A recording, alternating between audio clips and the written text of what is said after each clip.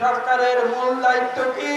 মূল দায়িত্ব হচ্ছে বাংলাদেশের গণতন্ত্র পুনরায় ফিরিয়ে আনা। যে গণতন্ত্রকে আওয়ামী লীগ সরকার প্রথমে একবার 1975 সালে বাকশাল 1 কায়েম করেছিল এবং পরবর্তীতে 2006 থেকে 2024 পর্যন্ত এদেশে পুনরায় বাকশাল 2 তারা কায়েম করেছিল এবং সেই বাকশালী শাসন থেকে এই দেশকে মুক্ত করে এই দেশে পুনরায় গণতন্ত্র প্রতিষ্ঠা করার দায় দায়িত্ব যেটা বাংলাদেশের 18 কোটি মানুষ এই অন্তর্বর্তীকালীন সরকারকে দিয়েছে। আমরা বিনীতভাবে বলবো, দেশের মানুষ আপনাদের উপরে আস্থা রেখেছে।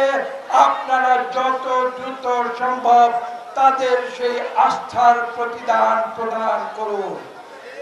যত দ্রুত সম্ভব একটি সুষ্ঠু নিরপেক্ষ নির্বাচনের মাধ্যমে বাংলাদেশের মানুষের প্রাণের আকুতি গণতন্ত্রকে তাদের হাতে ফিরিয়ে দিন।